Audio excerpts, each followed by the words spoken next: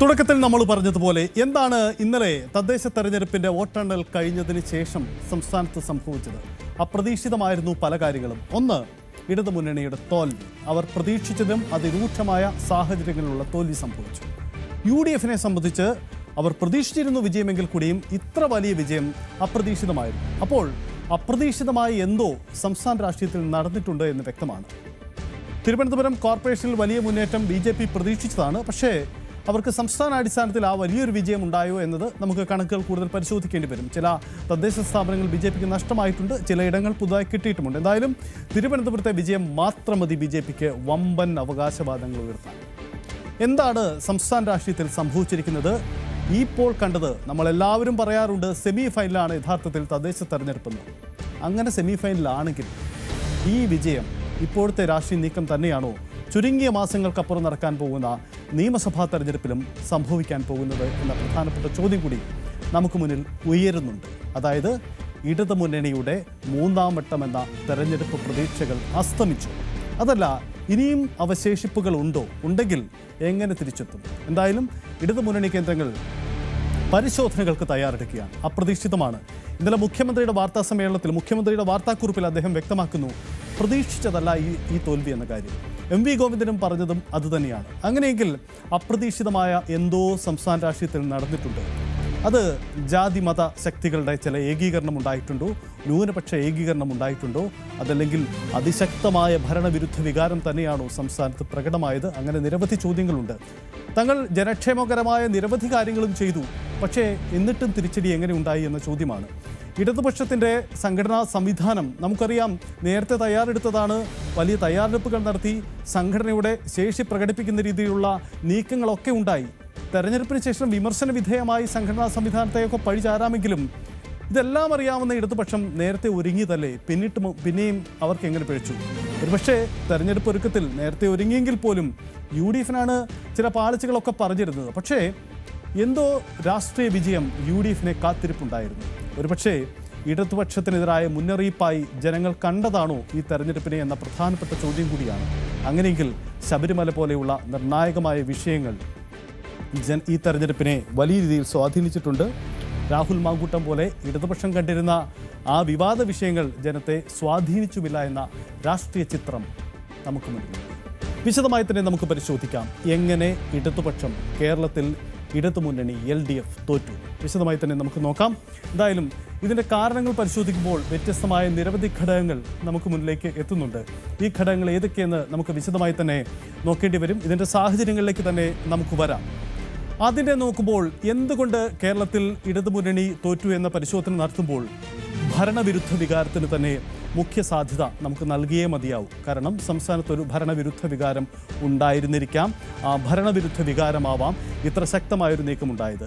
UDF കേന്ദ്രങ്ങൾ, പ്രത്യേകിച്ച് പ്രതിപക്ഷ നേതാവൊക്കെ ആവർത്തിച്ച് അദ്ദേഹത്തിൻ്റെ വാർത്താ സമ്മേളനത്തിലും മറ്റും പറയുന്നതാണ്, സംസ്ഥാനത്ത് ഭരണവിരുദ്ധ വികാരമുണ്ട് എന്ന കാര്യം. പക്ഷേ ഇടതുമുന്നണി ഇത് അവകാശപ്പെട്ടിരുന്നില്ല. ഏറ്റവും ഒടുവിൽ ഒരു സർജിക്കൽ സ്ട്രൈക്ക് എന്ന രീതിയിലാണ് അവരുടെ ക്ഷേമ പെൻഷൻ പ്രഖ്യാപനങ്ങൾ കടന്നു വരുന്നത്. PM ശ്രീ വിവാദ കാലത്ത് സർക്കാർ അതിന് മറുപടി നൽകിയത് യഥാർത്ഥത്തിൽ ഈ ക്ഷേമ പെൻഷൻ്റെ വർദ്ധിച്ച കണക്കുകൾ പുറത്തുവിട്ടുകൊണ്ടാണ്. അങ്ങനെ ജനക്ഷേമകരമെന്ന് പറയുന്ന ഏറ്റവും വലിയ അവകാശവാദം ഉയർത്തിക്കാട്ടാൻ കഴിഞ്ഞിരുന്ന ഇടതുമുന്നണിക്ക് എങ്ങനെ ഈ ഭരണവിരുദ്ധ വികാരമുണ്ടായി എന്ന ചോദ്യമാണ് ഉണ്ടാവുന്നത്. അവിടെയാണ് അവർക്ക് മുന്നിലുണ്ടാകുന്ന ഏറ്റവും വലിയ പ്രതിസന്ധികളിലൊന്ന്. ഇന്നും ഉത്തരം കിട്ടാതെ CPM കേന്ദ്രങ്ങൾ ഒരുപക്ഷെ ഇന്നും നാളെയും അടുത്ത ദിവസങ്ങളിലുമായി നടത്തുന്ന കണക്കെടുപ്പിൽ അവരുടെ മുന്നിൽ വലിയ ചോദ്യമായി ഉയരുന്നതും അതുതന്നെയാവും. അതായത് ജനക്ഷേമകരമായ വലിയ പ്രഖ്യാപനങ്ങൾ നടത്തിയിട്ടും എന്തുകൊണ്ട് ജനമത് കാണാതെ പോയി എന്ന ചോദ്യമാണ്. സർക്കാർ തീർച്ചയായിട്ടും ഉത്തരം കണ്ടെത്തേണ്ടി വരും. അവിടെയാണ് രണ്ടാമത്തെ പ്രധാനപ്പെട്ട വിഷയം ഉയരുന്നത്, ശബരിമല സ്വർണ്ണമോഷണ വിവാദം. നമുക്കറിയാം, ശബരിമല എല്ലാ കാലത്തും തെരഞ്ഞെടുപ്പിൽ വിഷയമായിരുന്നു. ഇത്തവണ ഒരുപക്ഷെ BJP-യേക്കാൾ ശക്തമായി അത് ഉന്നയിക്കാൻ ശ്രമിച്ചിരുന്നത് UDF ആയിരുന്നു. കാരണം UDF പലപ്പോഴും പറഞ്ഞിരുന്നു, തെരഞ്ഞെടുപ്പിൽ അയ്യപ്പൻ സർക്കാരിന് മറുപടി പറയുന്നു. അതായത് അയ്യപ്പൻ ഞങ്ങളെ രക്ഷിക്കുമെന്ന് UDF പ്രതീക്ഷിച്ചിരുന്നു. ആ രക്ഷ തന്നെ, ആ പ്രതീക്ഷ തന്നെയാണോ അവർക്ക് നേട്ടമായത് എന്ന ചോദ്യമാണ്. ശബരിമല സ്വർണ്ണമോഷണ വിവാദം അങ്ങനെ ഈ തെരഞ്ഞെടുപ്പിൽ പ്രധാനപ്പെട്ട വിഷയമായെങ്കിൽ സർക്കാരിൻ്റെ ജനക്ഷേമ പദ്ധതികളെയും മറികടക്കുന്ന മറ്റൊരു നീക്കമായി അത് മാറിയോ എന്ന പ്രധാനപ്പെട്ട ചോദ്യം കൂടിയാണ് ഉണ്ടാകുന്നത്. അങ്ങനെയെങ്കിൽ ഏറ്റവും തന്ത്രപ്രധാനമായ, ഒരുപക്ഷേ ശബരിമല സ്ത്രീ പ്രവേശന വിവാദ കാലത്ത് ആ സമരം ഏറ്റവും ശക്തമായി ഉയർത്തിയത് BJP ആയിരുന്നു. പക്ഷേ അതിൻ്റെ രാഷ്ട്രീയ നേട്ടമുണ്ടാക്കിയത് അന്ന് UDF-ഉം കോൺഗ്രസുമായിരുന്നു. പിന്നീടുള്ള പാർലമെൻറ്റ് തെരഞ്ഞെടുപ്പിൽ അത് സംഭവിച്ചിട്ടുമുണ്ട്. പക്ഷേ ഇടതുമുന്നണി തങ്ങളുടെ തോൽവിക്ക് കാരണമായി ശബരിമല എന്ന ഘടകത്തെ ഇതുവരെ അംഗീകരിച്ചിട്ടില്ല. ഇക്കുറി അംഗീകരിക്കേണ്ടി വരുമോ എന്ന പ്രധാനപ്പെട്ട ചോദ്യം കൂടി ഉയർന്നു വരുന്നുണ്ട്. കാരണം ശബരിമല ഒരു വലിയ ഫാക്ടറായിട്ടുണ്ടെങ്കിൽ ആ ഫാക്ടറാണ് ജനക്ഷേമ പദ്ധതികൾ എന്ന സർക്കാരിൻ്റെ തുറുപ്പുചീട്ടുകളെ മറികടന്നുകൊണ്ട് ജനത്തെ സ്വാധീനിച്ചിട്ടുണ്ടാവുക. മധ്യകേരളത്തിലടക്കമുണ്ടായ വികാരങ്ങൾ ഒരുപക്ഷേ UDF-ന് നേട്ടമായതും ഇടതുമുന്നണിയെ തിരിച്ചടിച്ചതും ആ കാരണങ്ങൾ കൊണ്ട് തന്നെ ആവാനുള്ള സാധ്യത തള്ളിക്കളഞ്ഞുകൊണ്ട്. അടുത്ത കാരണം നമുക്ക് പരിശോധിക്കുമ്പോൾ അത് ന്യൂനപക്ഷ ഏകീകരണം എന്ന സാധ്യതയാണ്. നോക്കാം. ന്യൂനപക്ഷ ഏകീകരണം എന്നത് ഇത്തവണ തെരഞ്ഞെടുപ്പിൽ സംഭവിച്ചിട്ടുണ്ടെങ്കിൽ അത് ഇടതുമുന്നണിക്ക് CPM-ന് വലിയ പ്രതിസന്ധിയായിട്ടുണ്ട്. പ്രത്യേകിച്ച് സംസ്ഥാനത്ത് 2 ഘട്ടങ്ങളിലായിട്ടാണ് തെരഞ്ഞെടുപ്പ് നടത്തുന്നത്. ആദ്യഘട്ടം 9-ാം തീയതി വോട്ടെടുപ്പ്, 2ാം ഘട്ടം 11-ാം തീയതി വോട്ടെടുപ്പ്. 2ാം ഘട്ടത്തിൽ സംഭവിച്ചത് ആദ്യഘട്ടത്തെ അപേക്ഷിച്ച് 5% വരുന്ന പോളിംഗ് വർധനമാണ് ഉണ്ടായത്. വടക്കൻ ജില്ലകൾ കൂട്ടത്തോടെ വന്ന് വോട്ട് ചെയ്തു. അപ്പോൾ തന്നെ പ്രതീക്ഷിച്ചിരുന്നു ഈ നീക്കത്തിന് പിന്നിൽ മറ്റെന്തോ കാരണമുണ്ട്. ആ കാരണം ഒരുപക്ഷേ ന്യൂനപക്ഷ ഏകീകരണം എന്ന സാധ്യതയാണ്. നോക്കൂ, മലപ്പുറം പോലെയുള്ള ജില്ലകളിൽ ജില്ലാ പഞ്ചായത്തിൽ ഒരു പ്രതിപക്ഷം പോലുമില്ല. 33 ജില്ലാ പഞ്ചായത്ത് ഡിവിഷനുകളും UDF കൈയടക്കിയിരിക്കുകയാണ്. പ്രതിപക്ഷമില്ല. ഇടതുപക്ഷത്തിന് ഒരു സീറ്റ് പോലും അവിടെ കിട്ടിയിട്ടില്ല. പൊതുവിൽ വടക്കൻ ജില്ലകളിൽ ആ ഒരു പ്രകടനമുണ്ടായത്. ചില CPM പോക്കറ്റുകൾ, കമ്മ്യൂണിസ്റ്റ് പാർട്ടിക്ക് സ്വാധീനമുള്ള ഇടതുപക്ഷ സ്വാധീന കേന്ദ്രങ്ങൾ അവരുടെ സ്വാധീന ശക്തി നിലനിർത്തി എന്നതിനപ്പുറത്തേക്ക് UDF-ന്റെ മേഖലകൾ പരിപൂർണമായി അത് ഇടതുപക്ഷ വിരുദ്ധ വോട്ടുകളായി മാറി എന്ന് വേണം ഒരുപക്ഷെ ഈ കണക്കുകൾ നോക്കി നമുക്ക് വിലയിരുത്തേണ്ടി വരിക. ആ തരത്തിലുള്ള സാഹചര്യം ഒരുപക്ഷെ സംസ്ഥാനത്തുണ്ടായേക്കാം. ആ ന്യൂനപക്ഷ ഏകീകരണം ഒരു വശത്ത് സർക്കാർ ജമാഅത്തെ ഇസ്ലാമിയെ വെൽഫെയർ പാർട്ടി ബന്ധത്തെ UDF-നെതിരെ അതിശക്തമായി ഉന്നയിച്ചുകൊണ്ട് നിലമ്പൂർ അടക്കമുള്ള തെരഞ്ഞെടുപ്പുകൾ വരുന്നു. പാർലമെൻറ്റ് തെരഞ്ഞെടുപ്പിന് ശേഷമുള്ള ഇടതുപക്ഷത്തിൻ്റെ CPM-ൻ്റെ നീക്കങ്ങളിൽ അത് പ്രകടമാണ്.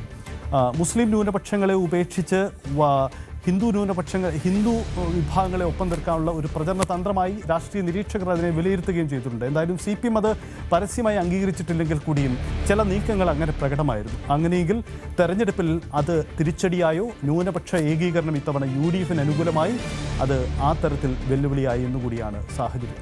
മറ്റൊരു പ്രധാനപ്പെട്ട ഘടകം കൂടി നമുക്ക് പരിശോധിക്കാം. അത് BJP-യുമായി ഒത്തുതീർപ്പെന്ന ഒരു പ്രചരണമാണ്. BJP-യുമായി സർക്കാർ ഒത്തുതീർപ്പിന് വിധേയമാകുന്നു എന്നൊരു പ്രചരണം വലിയ വ്യാപകമായി ഉയർന്നു വന്നതാണ്. കേരളത്തിൽ ഇടതുമുന്നണി തോറ്റതെങ്ങനെ എന്ന കണക്കെടുക്കുമ്പോൾ BJP-യും സംസ്ഥാന സർക്കാരും CPM നേതൃത്വവുമായി ഒരു ഒത്തുതീർപ്പ് എന്ന പ്രചരണം പ്രത്യേകിച്ച് മുസ്ലിം പോക്കറ്റുകളിൽ വലിയ രീതിയിൽ ഉയർത്തിവിടാൻ പ്രതിപക്ഷത്തിന് കഴിഞ്ഞിട്ടുണ്ട്. ഇത് UDF വലിയ പ്രചരണ വിഷയമായി ഏറ്റെടുക്കുന്നു. അവർക്ക് അതിന് മുന്നിൽ ആയുധമാവുന്നത് PM ശ്രീ പോലെയുള്ള വിവാദങ്ങൾക്കുമായിരുന്നു. എന്തായാലും ഇക്കാര്യത്തിൽ വളരെ പ്രധാനപ്പെട്ട ഒരു നീക്കം കൂടി ഉണ്ടായിട്ടുണ്ട്. BJP-യുമായി ഒത്തുതീർപ്പെന്ന പ്രചരണം ഇടതുപക്ഷത്തിനെതിരെ അതിശക്തമായി തെരഞ്ഞെടുപ്പിൽ UDF-ന് ഉയർത്തിക്കാട്ടാൻ കഴിഞ്ഞു. ആ ഉയർത്തിക്കാട്ടൽ ഒരു പക്ഷേ തെരഞ്ഞെടുപ്പിൽ നേട്ടമാക്കാൻ UDF-നും കഴിഞ്ഞിട്ടുണ്ടാവാം. അതാവാം BJP CPM ധാരണ. CJP എന്ന പ്രയോഗം പോലും നടത്തിക്കൊണ്ട് സമൂഹ മാധ്യമങ്ങളിലൂടെയൊക്കെ അടക്കം UDF കേന്ദ്രങ്ങളൊക്കെ വലിയ പ്രചരണം നടത്തിയിട്ടുണ്ട്. അങ്ങനെയെങ്കിൽ ആ പ്രചരണത്തിനൊടുവിൽ അത് തെരഞ്ഞെടുപ്പിൽ പ്രതിഫലിച്ചിരിക്കാം. അതിൽ പ്രധാന ഘടകമായിട്ടുണ്ടാവുക ഒരു പക്ഷേ BJP CPM ഒത്തുതീർപ്പെന്ന ധാരണയാണ്. പിന്നാലെയാണ് ഈ PM ശ്രീ വിവാദം കൂടി വരുന്നത്.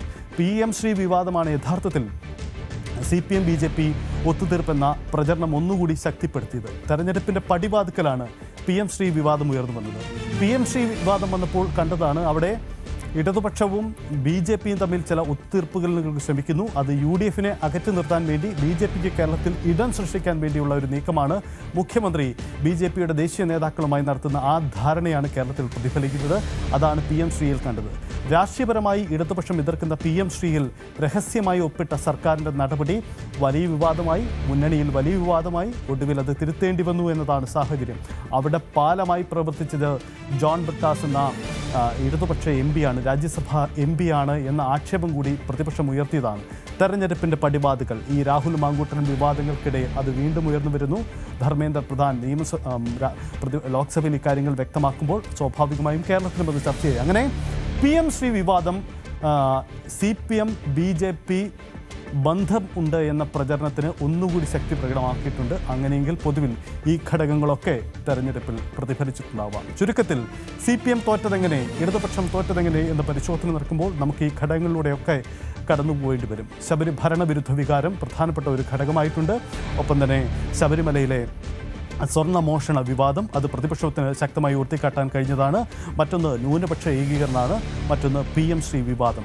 ഇത്തരം ഘടകങ്ങളിലൂടെയൊക്കെ കടന്നു പോകുമ്പോൾ ഇടതുപക്ഷത്തിന് വലിയ ആക്ഷേപം ഉണ്ടായിട്ടുണ്ട്. BJPയുമായി ഒത്തുതീർപ്പെന്ന പ്രചരണം ഏറ്റവും ശക്തമായി ഉയർത്തിക്കാട്ടാൻ കഴിഞ്ഞതും ഈ ഘടകങ്ങളിലൂടെയാണ്. അപ്പോൾ ഭരണവിരുദ്ധ വികാരമടക്കം സംസ്ഥാന സർക്കാർ വിരുദ്ധ വികാരങ്ങളൊക്കെ പ്രകടമാക്കാൻ കൃത്യമായ രാഷ്ട്രീയ നീക്കം നടത്താൻ പ്രതിപക്ഷത്തിന് കഴിഞ്ഞിട്ടുണ്ട്. അതുകൊണ്ടാണ് ഇടതുപക്ഷത്തിൻ്റെ തോൽവിയിലേക്ക് പോയി എന്ന നിഗമനമാണ് നമുക്ക് മുന്നിൽ ഇപ്പോൾ ഉണ്ടാവുക. ഒരു പക്ഷേ CPMൻ്റെ കണക്കെടുപ്പിലും ഈ ഘടകങ്ങളൊക്കെ കടന്നു വരുമെന്ന് നമുക്ക് പ്രതീക്ഷിക്കാം.